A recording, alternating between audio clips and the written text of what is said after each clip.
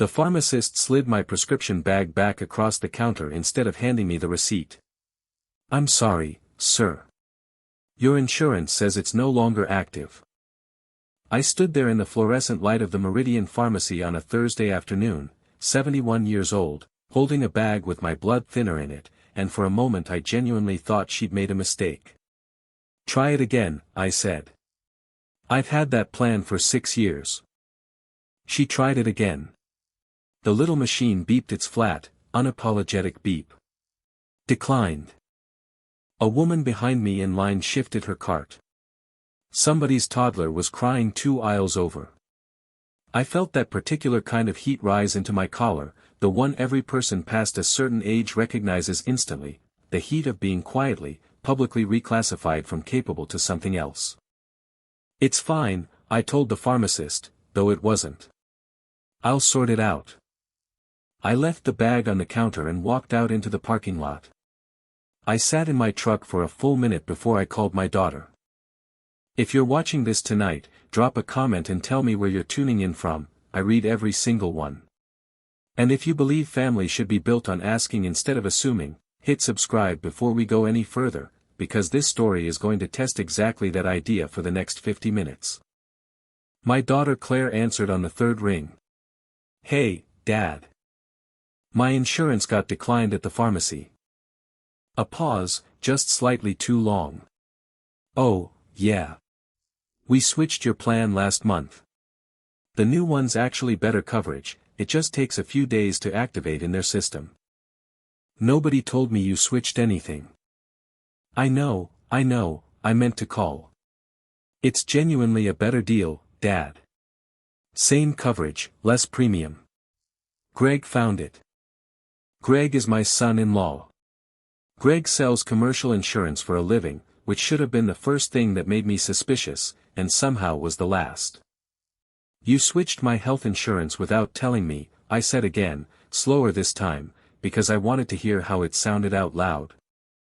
"We just thought it was smarter this way," Claire said, and there was something rehearsed in the sentence, something that had clearly been said out loud to someone else before it was said to me. "You've got a lot going on. We didn't want to bother you with the paperwork." I sat in that truck a long time after we hung up. Not angry yet. Just turning the sentence over. "We didn't want to bother you with the paperwork." As if paperwork were the thing that needed protecting me from, instead of the reverse. My name is Martin Kessler. I'm 71 years old, and for 31 years I worked as a biomedical engineer, first at a small imaging startup outside Cleveland and later, after we were acquired, at a much larger medical device company most people would recognize by name. I don't say that to impress anyone. I say it because it matters to the rest of this story, and because almost nobody in my family has ever asked me a single question about what those 31 years actually involved. My wife Doris passed 6 years ago.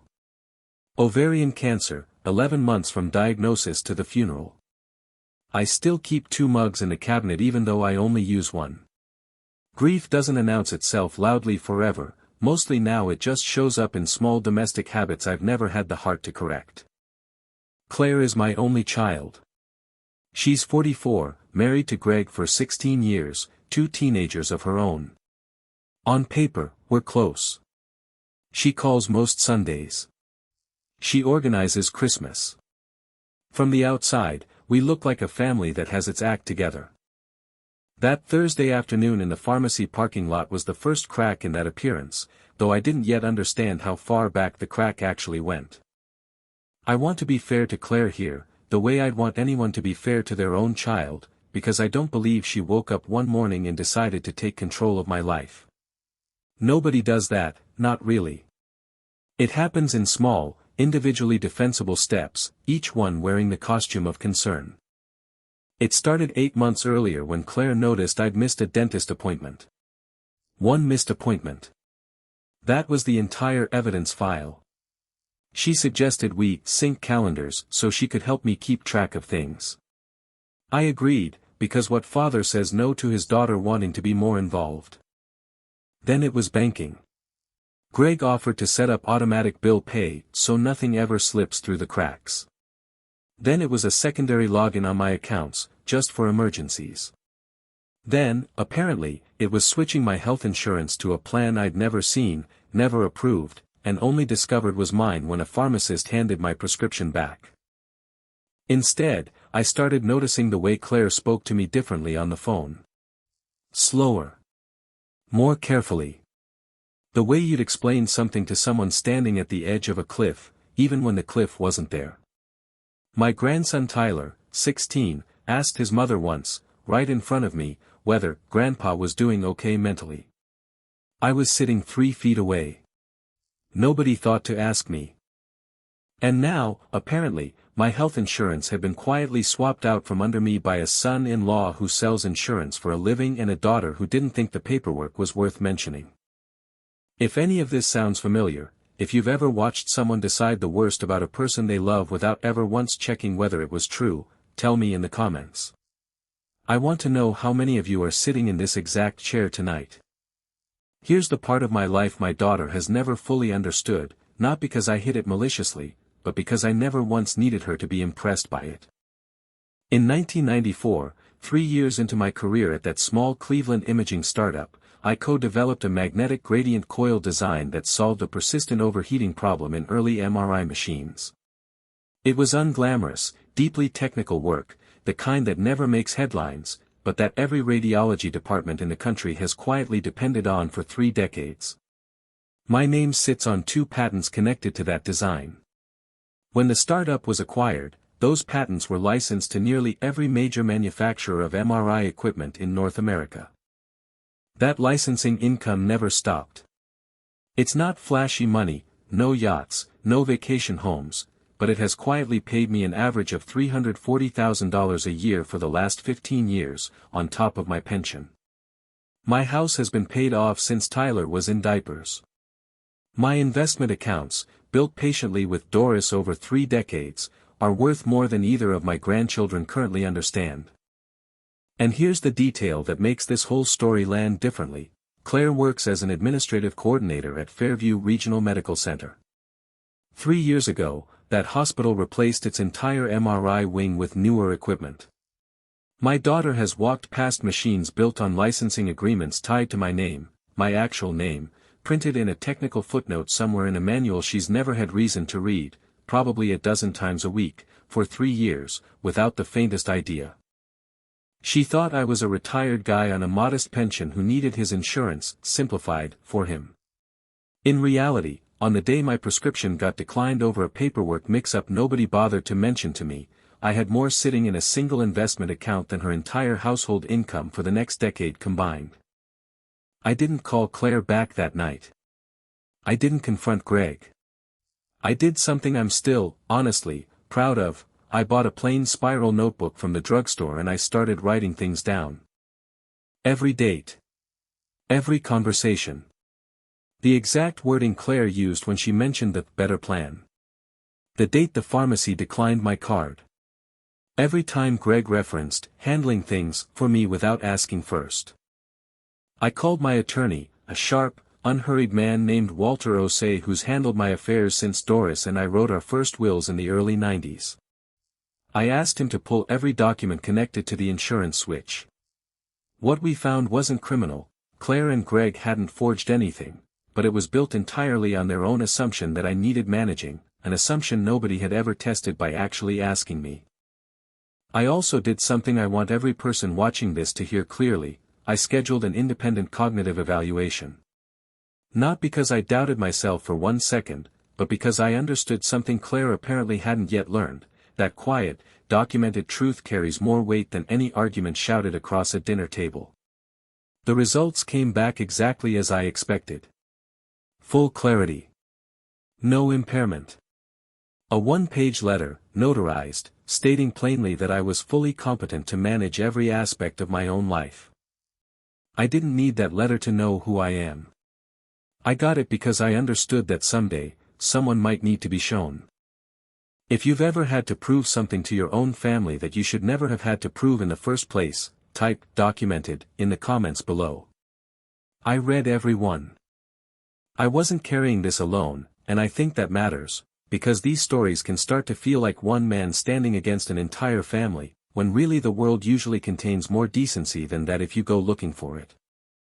There was Walter, my attorney, who looked me dead in the eye during our first meeting and said, "Martin, nobody gets to decide you're incapable without asking you first, not even someone who loves you."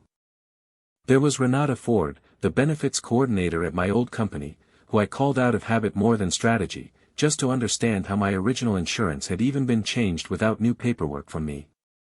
She reviewed the file and called back within a day, her voice careful. "Mr. Kessler, I want to flag something. The cancellation request on your original plan came through with an authorization signature I don't think matches your file." And there was my old colleague from the Cleveland days, Priya Anand, who I called mostly to vent. She listened for nearly 20 minutes without interrupting, then said something I haven't stopped thinking about since. "Martin, you spent 31 years being underestimated by people who never bothered to read the actual specs before they judged the device. Don't let it happen at your own kitchen table.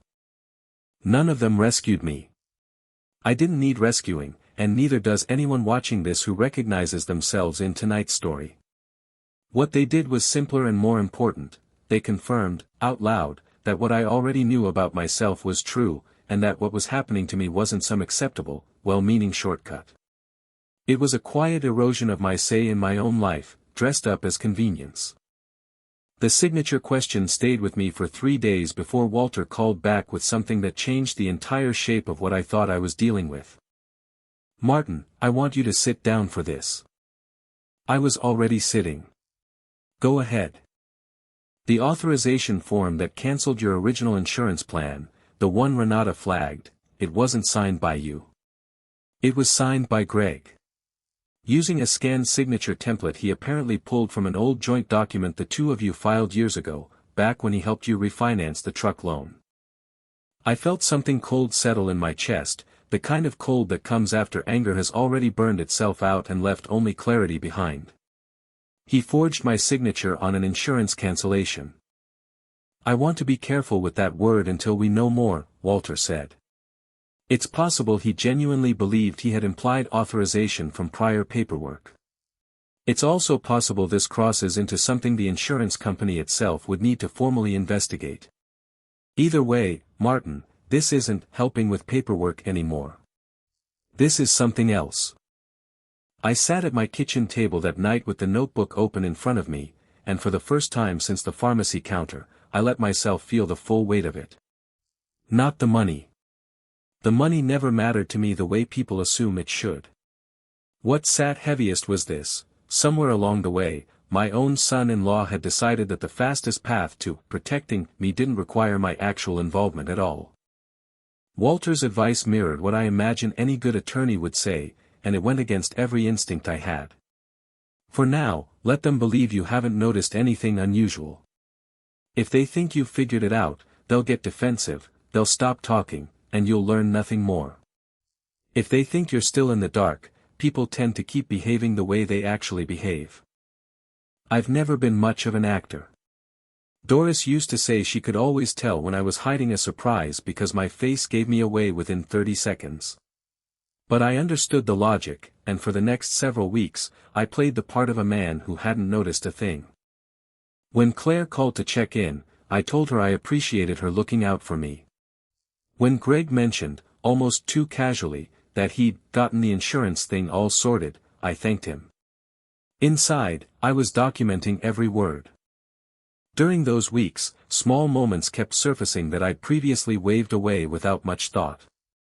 At a family dinner, my granddaughter Mia mentioned that her parents had looked at senior living brochures for people like Grandpa, and immediately looked embarrassed, like she'd said something she wasn't supposed to repeat. Claire laughed it off too quickly. "We were just browsing, Mia, don't make it weird." I wrote that down too. I began quietly moving through my own life on two separate tracks, the version of me my family believed they were managing, and the version of me that was assembling, piece by patient piece, a complete and accurate record of exactly what had happened over the past 8 months. I didn't confront Claire in anger, and I didn't do it over the phone. I invited her and Greg to dinner at my house, on my terms, at my table, the same table where Claire had done her algebra homework as a girl, where Doris had rolled out pie crust every Thanksgiving for 30 years. I let the evening breathe first. I asked about the kids' school year. I let Greg tell a long story about a client account he'd landed. Only after the plates were cleared did I reach beside my chair and set the notebook on the table, followed by Walter's letter, followed by the printed timeline of every account change, every signature, every quiet decision made on my behalf without my knowledge. Greg's face changed the instant he saw the timeline. Not confusion, recognition. He understood immediately what he was looking at. "Dad, we really were just trying to help," Claire said, and her voice cracked slightly on the word help, as if some part of her already sensed it wasn't going to land the way it once had. I didn't raise my voice. I opened to the page where I'd written the date of the pharmacy visit, and read it back to them in my own even tone. I slid Walter's letter across the table and watched Greg's hands go still while he read it. I told them, plainly, what Renata had found about the signature. "You cancelled my insurance using a signature you copied from another document," I said. "Nobody asked me. Nobody told me it happened until a pharmacist handed my prescription back to me in front of a line of strangers." The silence that followed was the longest of my life since the night Doris passed. Greg stared at the table. Claire's eyes filled, but she didn't look away, which I respected more than I expected to. Greg spoke first, and to his credit, he didn't try to explain his way out of it. "I used that old signature template because I panicked about the deadline for the new plan enrollment," he said quietly. "I told myself it wasn't really forgery because I had your best interest in mind. I know how that sounds now." "It sounds exactly like what it was," I said, not unkindly, but clearly. Claire put her face in her hands. "I let him handle it because I didn't want to deal with the paperwork myself, and I told myself that was fine because Greg's good at this stuff. I never once thought about what it would feel like from your side. I just thought about how much easier it made things for us." She looked up at me, and for the first time in a long while, I saw something honest in her expression instead of something managed. "I've been treating you like a problem to solve instead of my father. I am not going to pretend that sentence fixed 6 months of quiet erosion in a single dinner. It didn't. But it was the first completely true thing either of them had said to me since the whole thing started, and true things, however painful, are where any real repair has to begin."